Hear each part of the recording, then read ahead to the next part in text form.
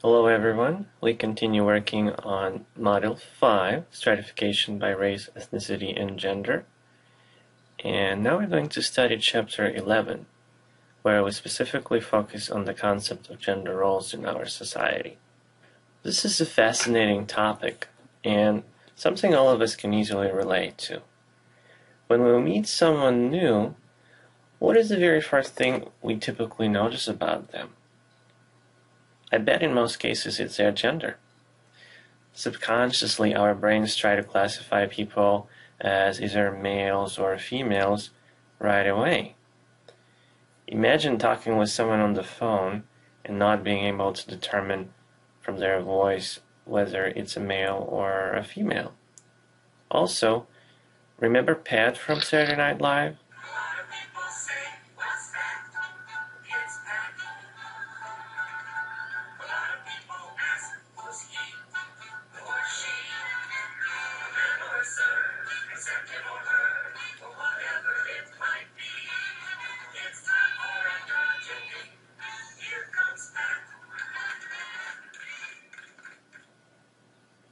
People did not know how to refer to that person. Sir? Ma'am? What do you do in this situation? Would being uncertain about someone's gender make you feel uncomfortable? Why or why not? Do you think other cultures have the strong need to classify people by gender? Are men and women different by nature, or do they learn to behave differently? Who are stronger, men or women? Does gender inequality still exist in our society? Why would your sex determine whether you belong to the dominant or the subordinate group? So these are some of the questions we're going to examine in this chapter.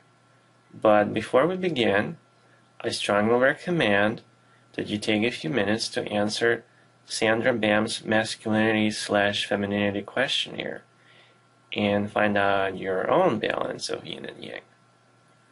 Okay, let's get started. Social construction of gender. We are going to start with a pretest. I will read each question and you will try to answer true or false. Ready? Let's go. First question. Women search for the meaning behind words more than men do. True or false? That is true. Next. When men and women are together in a group, women talk more than men. True or false? False.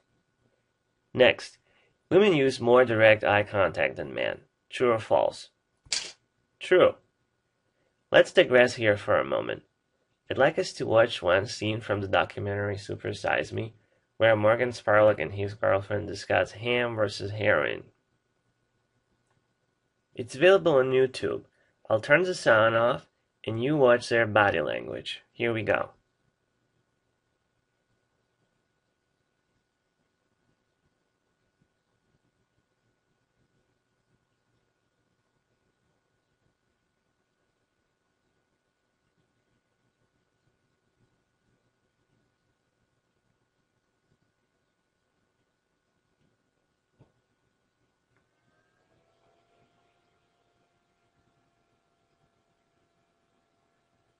So this is a very good visual example of how men use less direct eye contact than women. There is also a famous two-chair experiment. Two male volunteers are asked to sit in their chairs and have a conversation. As they talk, they stare forward and almost never look at each other. Then, two female volunteers come and turn the chairs so that they can face each other as they speak. Have you noticed this about yourself? I've noticed I involuntarily do this quite often. Okay, next question. Men more than women take the initiative to start and maintain conversations. True or false? That is false. Next. Women ask more questions than men ask. True or false? That is true. Next. Women ask for assistance more frequently than men do. True or false? That is true. Next. When listening, women appear to be more attentive than men. True or false? That is true. Next, men use less confrontational body language than women. True or false? That is false. Next, females dominate public discussions more than men. True or false? That is false. And the last one, males interrupt women more frequently than women interrupt men. True or false? That is true. So, clearly, men and women communicate differently, use different body language, and act differently. And our common sense tells us that that's just how we are, that we're just different, that this is our human nature, right? Take a look at these two pictures. Look carefully. Is there anything wrong with those individuals? Nope. Everything looks normal. Normal, comfortable position for sitting in a chair in a normal conversation. How about now? Oh no, lady, what are you doing? You can't sit like this. And the guy? Why are you cringing in fear and acting all effeminate? Be a man. So again, is it natural differences? Or is it something that is expected because of certain cultural norms in our society? Can we claim that women naturally enjoy doing the dishes and men naturally enjoy watching football? These are called gender role stereotypes. Gender role stereotypes are very common in our society, to an extent where we joke, and some people actually believe this, that men and women have completely different brains. This, for example, is a female brain. It's dominated by such areas as headache generator, shoes, talk, and more talk, anniversaries and birthdays, impulse shopping, gossip control center, and I told you so gland. Toilet cleaning, driving skills, and sex initiator gland are not developed properly. The put oil into the car and be quiet during the game glands are active only when the shiny things and diamonds olfactory has been satisfied, or when there is a shoe sale. Next, behold the male brain. No surprise, right? Most of it is occupied by sex.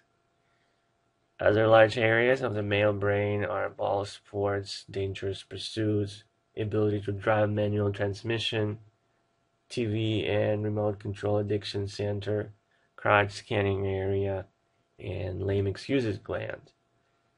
Just as we expected, the listening particle, ironing, and toilet aiming cell are underdeveloped. The listening to children cry in the middle of the night gland is not shown due to its small and underdeveloped nature, best viewed under a microscope. Well, let me tell you about the actual knowledge among the medical community as far as male and female brains are concerned. There is a case study where a patient developed a brain tumor. As most family members gathered in the hospital waiting room, the neurosurgeon comes out and announces the diagnosis. There's bad news and there's good news, he says. The bad news is that conservative treatment would be unsuccessful in this case. But the good news is that your loved one can be saved with a brain transplant. So the family members ask how much it will cost. The doctor says, for a male brain, expect to pay about $20,000. And a female brain should be around $900.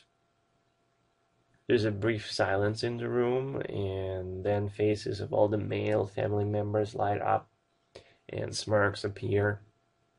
Finally, one man asks, so, Doc, do you mind telling us why female brains are so much cheaper?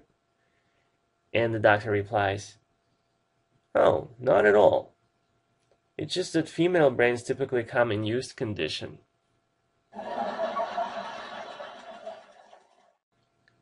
Okay, let's have some more fun exposing stereotypes about men and women.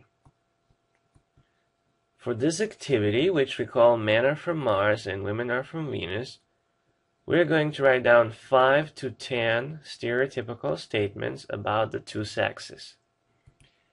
Then we will look at research behind those stereotypes and see if perhaps some of them may be based on real facts.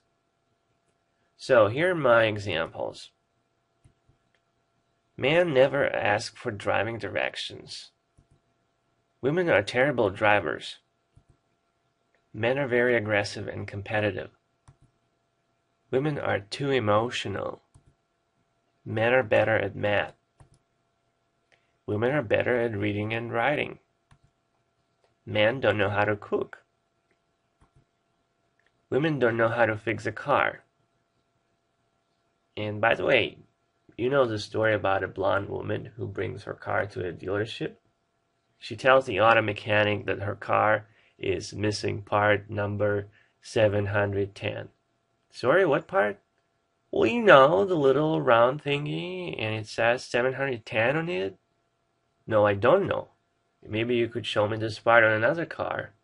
He pops up the hood on one of the cars, and the blonde lady says, "Oh yeah, here it is. See, 710.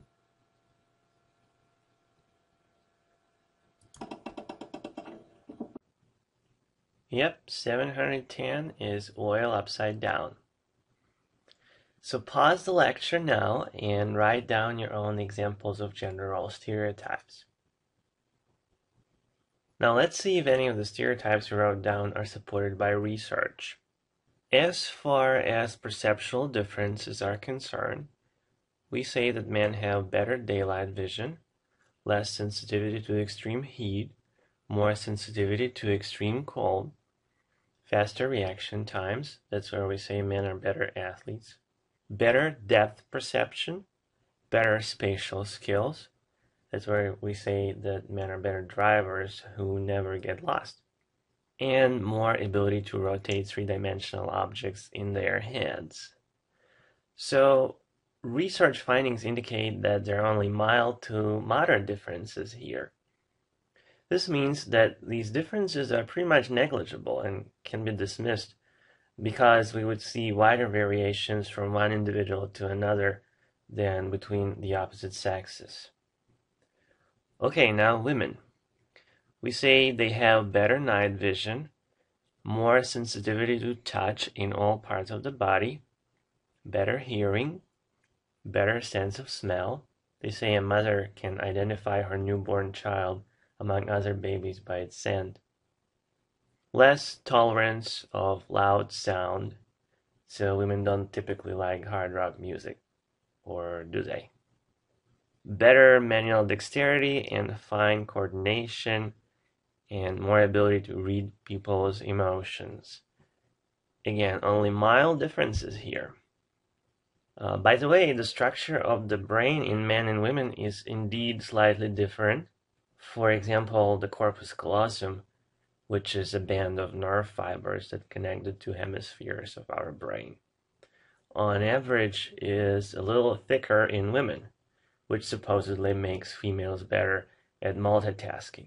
But again, these differences are so small that they are negligible.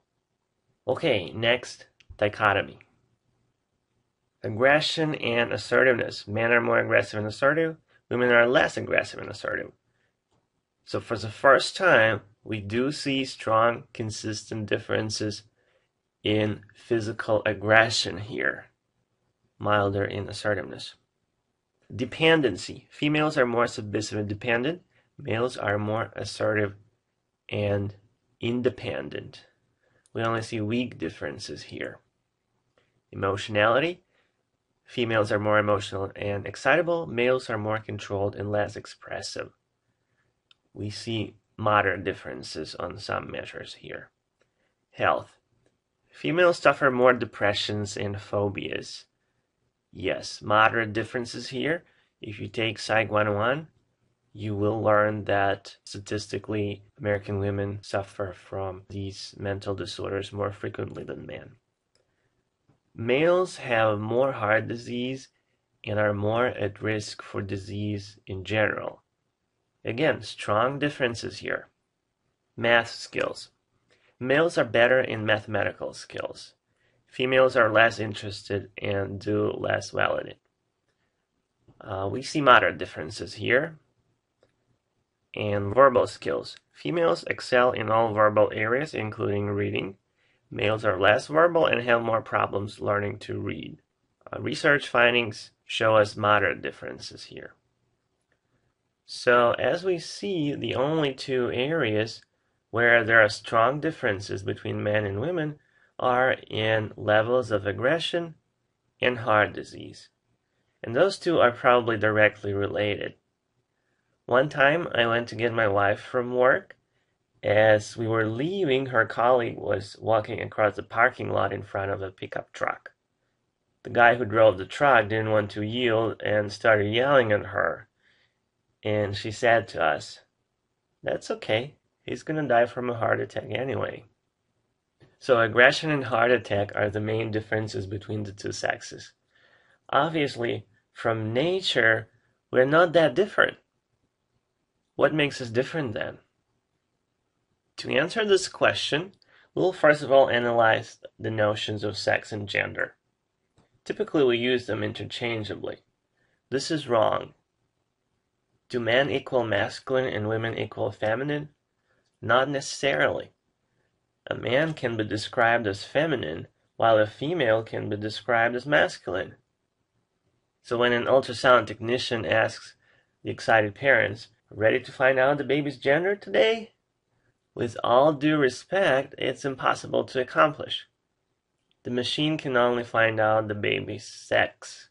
Parents will have to wait many years before their child goes through gender role socialization and forms his or her unique personality with a mix of masculine, feminine, and androgynous traits.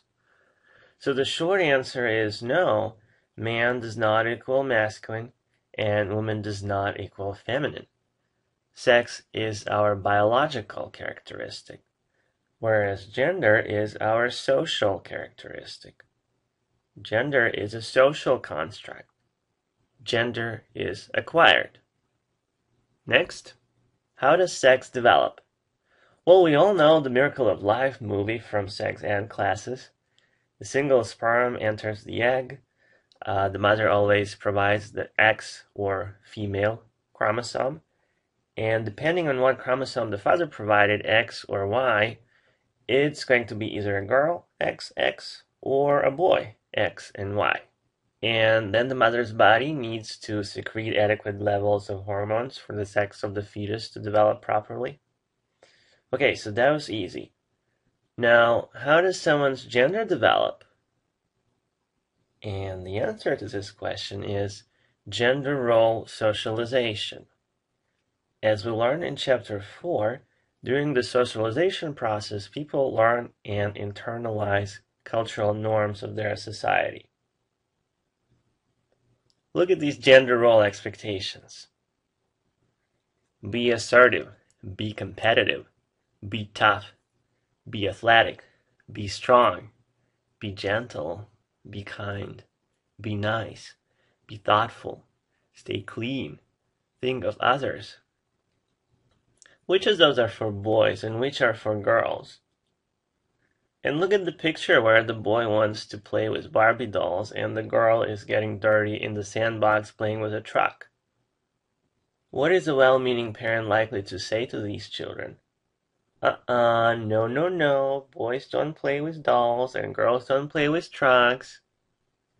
Even before we are born, our parents have already painted and decorated the nursery in a gender-specific fashion. If you go to a store, there will be one aisle with toys for girls and a separate aisle with toys for boys.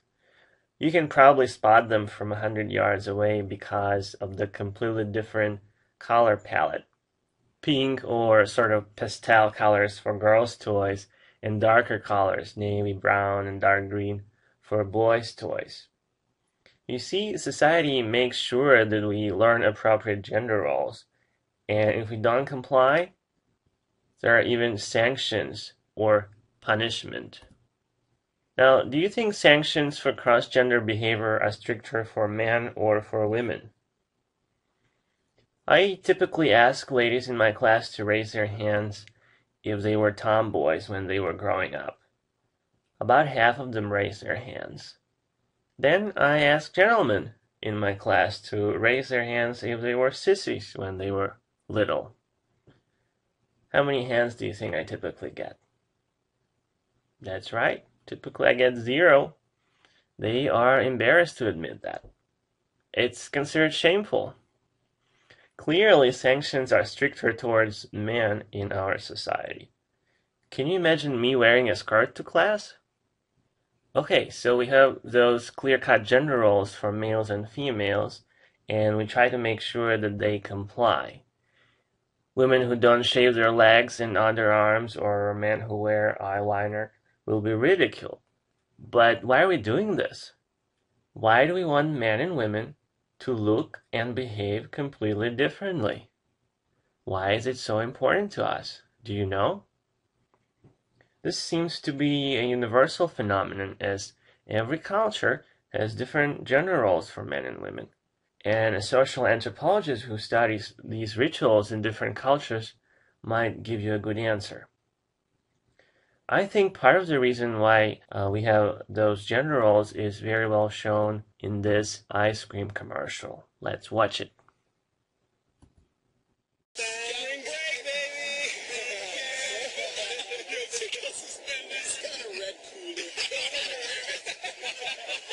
Dude, look. Zoom in, man. Look at the girl in the pink, yo. Look at that. Hey, it's incredible. I'm getting all of this. Get it, dog. Hey, what's up, ladies?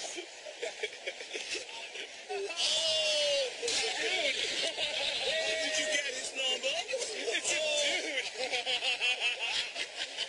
That's the guy. That's the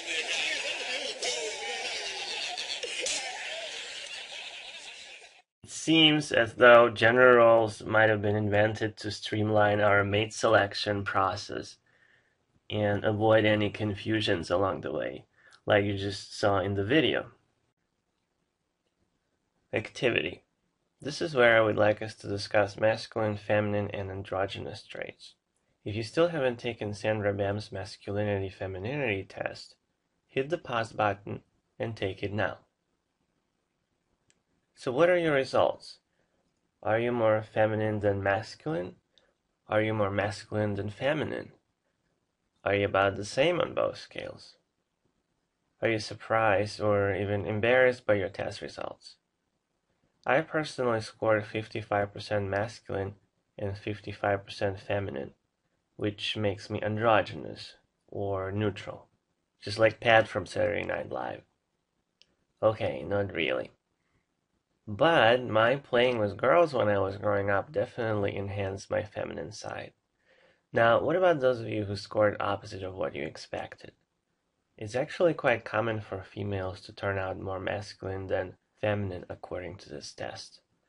Especially single moms almost universally score more masculine than feminine. Why is that? Do you see when the test was created? What year? Have our gender roles changed since the 1970s? Oh yeah, big change. It's now completely acceptable for men to be sensitive, gentle, and compassionate, just like it is for women to be competitive, assertive, and athletic. And if you're a single mom, of course you're gonna have to be assertive, competitive, even maybe somewhat aggressive. Remember, don't mess with Mama Bear. So, what does it all tell us? Apparently, gender roles are not set in stone and evolve over time. Women's rights movement in America has led to greater equality between men and women and changed traditional gender roles. And they're still adjusting to those changes today. One area where their effects are readily noticeable is the family institution. In the past, families were based on traditional gender roles, which were very rigid and clear-cut. Women had to cook, clean, take care of the babies, decorate the house, do scrapbooking, etc. Men were expected to be the breadwinners, to participate in sports, to drive and maintain cars, and to do all business transactions. Not much room for personal freedom. But the benefit of this system of rigid gender roles was that from day one, everyone knew exactly what to do and who was responsible for what. And because one was completely helpless without the other, this ensured great endurance of such marriages. Divorce rates were very low. Only 1 in 12 marriages ended in divorce. I remember my great-grandma saying how never once did she and her husband quarrel. I also remember her story how one time she went to church in a neighboring village and was gone most of the day. Of course, she left the dinner on the stove for her husband. She came home only to find my great-grandpa nearly fainting from starvation because he didn't know how to warm up his meals. 1 generation later, my grandpa already knew how to make a cup of tea. Fast forward to another generation, and my dad is already trying to cook. And I'm the guinea pig who has to endure his concoctions. So that's how traditional gender roles have been slowly dissolving. Oh, and I'm of course an award-winning chef. Okay, this may be a bit of an overstatement, but I can certainly make edible things. I can also clean, do the laundry, iron, paint, decorate, arrange photo albums, do grocery shopping, plan vacations, play with children, etc. I can do all the traditional masculine things too. Car maintenance, sports, carpentry, lawn maintenance, and so forth. So this approach, when a person is a jack of all trades and does both masculine and feminine roles, is called androgyny. Proponents of androgynous approach to gender role socialization believe that children should be raised in a neutral environment, play both with Barbie dolls and trucks, and learn all the roles. There would be virtually no distinction between feminine and masculine. Both men and women can paint their toenails or have a military haircut if they please. And the third approach to socializing children is called role equity. Do what you enjoy, do what you are naturally predisposed to. If I enjoy baking pies and my wife enjoys changing oil in our car, so be it. You are free to choose. So the big question here is, what is the best approach for modern families? Rigid traditional roles, androgyny, or role equity? Obviously, role equity guarantees the highest personal fulfillment and makes for an exciting and happy marriage. The problem is, there are too many variables to control and too much uncertainty in modern families. The result? Divorce rates have gone up from 1 in 12 to 1 in 2. Nowadays, 50% of marriages fail. That's the price we seem to be paying for the increased personal freedom and fulfillment. We can still make relationships work, but this is a topic for my marriage and the family class.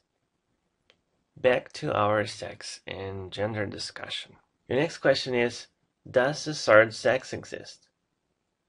There are males and there are females. Is there another option? Yes. Sometimes people are born with characteristics of both sexes. There are several genetic or hormonal conditions that cause this phenomenon. You might have heard the term hermaphrodite. In Greek mythology, Hermaphroditus was the son of Hermes and Aphrodite, and the deity of bisexuality. Today, this term is actually considered obsolete and politically incorrect. The term we should use is intersexed. Now, how about the third gender? There's masculine and there's feminine. Is there anything else that would be considered a whole different status in our society? Officially, there is no third gender in Western societies. We may use the term transvestite, but this is considered a gender identity disorder. Yet other cultures have very different traditions. This slide gives you examples of the third gender around the world. In Samoa, there is Fa'afafine. In some Native American tribes, there is Berdache. They believe that some children are blessed with both male and female entities inside of them and do not interfere. Then in India and Pakistan, there are Hijras. Hijras are born men, but dress, behave, and spend all their time among women. My final example is Oman, where some young boys are purposefully selected to be raised as girls. They are known as Khanis and have pretty much the same social status in society as females. Sexual intercourse between a man and Khanis is not even considered homosexual. So here you see how males are socialized as females. I'd say this is the strongest evidence that gender roles are learned from society. Last but not least, which is the stronger sex? Who is more adaptable as an organism in terms of its ability to survive? Is a man stronger or is a woman stronger? Now I think this video answers the question pretty eloquently. Let's watch. Tell me what you just told me about Weenie. I want a weenie, Mom. Why? Because I want to be like Nick. Yeah? Well, what are you going to do with the weenie if you get one? I want to stand on. You want to stand up when you potty? Yeah. What's wrong with sitting down? Girls don't have weenies, sweetie. Oh, I want a weenie like Nick. That's not good. Why? Because only boys have them. Oh. It doesn't have them. Okay. Daddy, Good. I want to go to Disneyland. Clearly, Sigmund Freud was 100% correct when he talked about the penis envy that all girls experience. The Bible also tells us that Adam was first. So, we've always known that men are stronger and superior to women, right? I mean, let's just look at all the scientific evidence of male superiority. Let's operationalize stronger sex. Who has longer life expectancy? Female. Females live about 6 to 7 years longer than males. In Ukraine, females live 11 years longer than men. Yep, all that vodka. When a baby is born prematurely or with a birth defect, who has better chances of survival? Female. Who is overall less susceptible to diseases? Female. When the spouse dies, who is better adapted to living alone? Female. Widows are able to manage without their husbands, while life expectancy for widowers takes a huge plunge. Actually, the only practical advice for them is to start dating again. Lucky for them, there is plenty of fish in the sea. In the age category 85 and older, females outnumber males 10 to 6. In 90% of sex change operations, people convert to whom? Female. Who is much less likely to commit suicide? Female.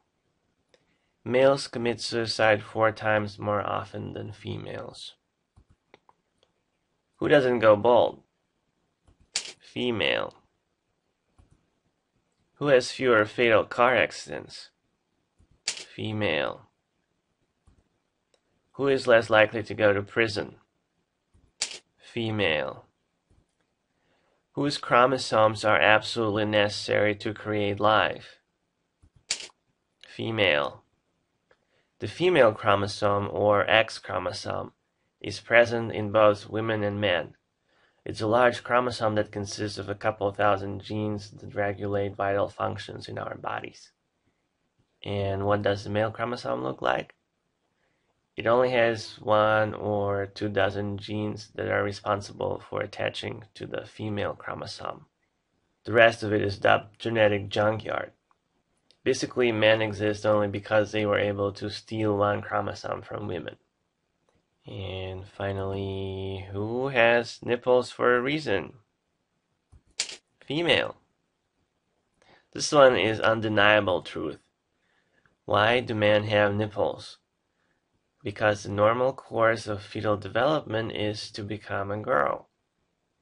A boy is a somewhat dysfunctional deviation from the normal course of development. So who was first again, Adam or Eve? And something else for you to think about. Historically, men made themselves useful for women by hunting, performing hard physical labor, and impregnating them. Today there is no need for muscles, as machines do all the work. Women are perfectly capable of providing for themselves. At the same time, a lot of men have conveniently removed themselves from the reproduction process and child-raising responsibilities. Currently, 1/3 of all American families are single-mom families. There is now an effort to pass Roe v. Wade for men, according to which, if a man doesn't want a child, he shouldn't even be required to pay child support. Let's see. A. Women provide for themselves. B.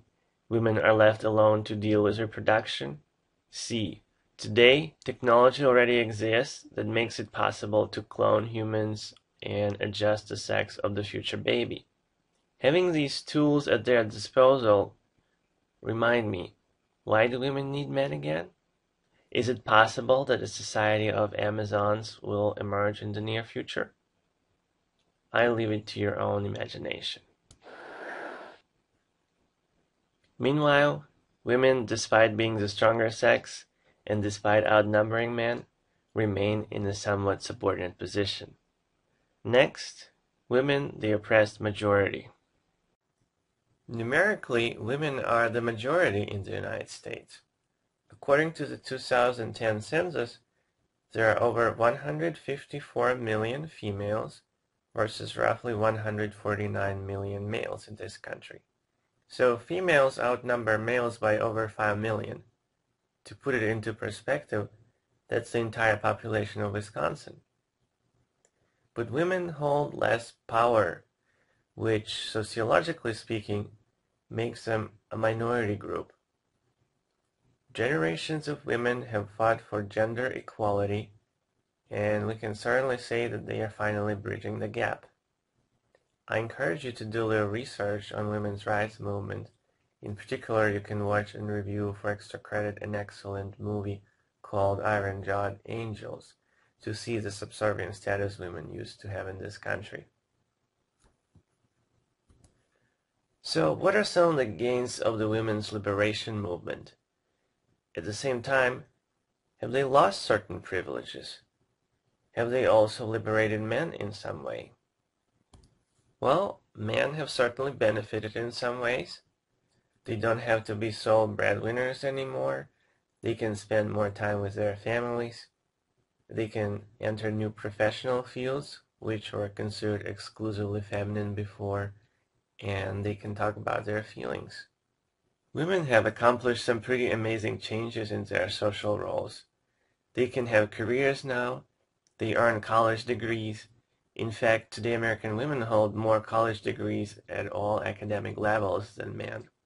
More bachelor's degrees, more master's degrees, and as of recently, more PhDs. It's funny to think that the first generation of American women who obtained college degrees were stigmatized as lesbians. You see, men did not want to marry women who were more educated than them. And so many of those women were spending most of their time with their female friends.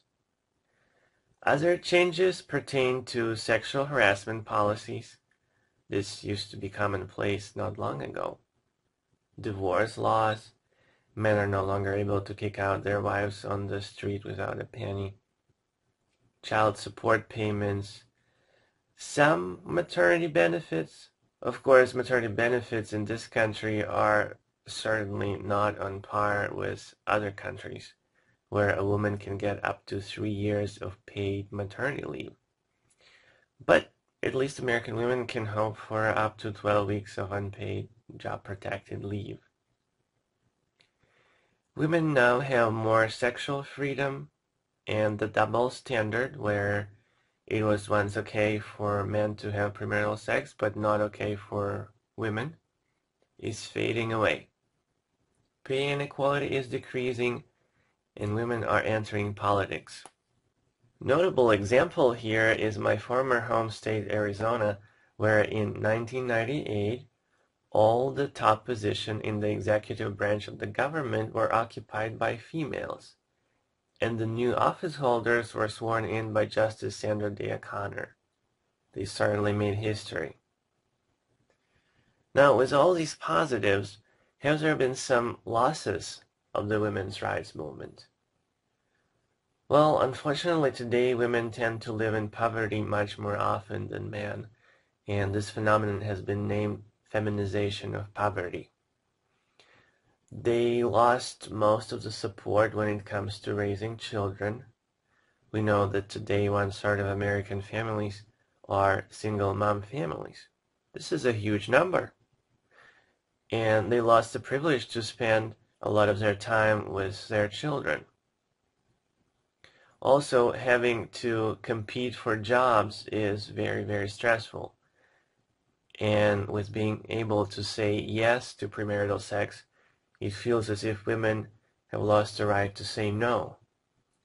So if in the past women were stigmatized for having experienced premarital sex, now they may be stigmatized for not having experienced premarital sex.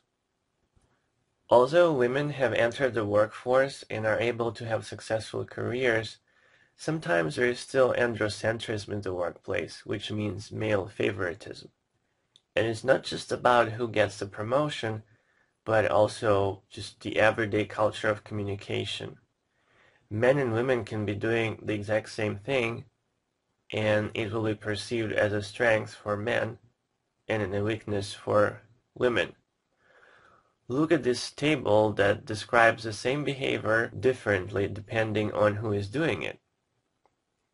He's good on details. She's picky. He follows through. She doesn't know when to quit. He's assertive. She's pushy. He stands firm. She's rigid. He's a man of the world. She's been around. He's not afraid to say what he thinks. She's outspoken. He's closed-mouthed. She's secretive.